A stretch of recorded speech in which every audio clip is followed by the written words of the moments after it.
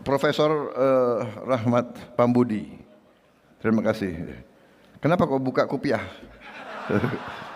supaya kelihatan pinter. Jadi kalau orang botak itu pasti pinter. Orang pinter belum tentu botak, tapi kalau orang botak pasti pinter. Dan saya beruntung karena tim saya banyak orang botak.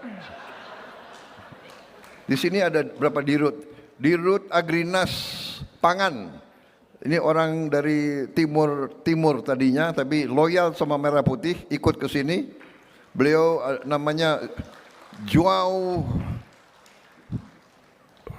Metmota. Pak, namanya panjang sekali. Joao Angelo de Sousa Mota. Benar. Kepala juga mulai botak. Pinter pasti.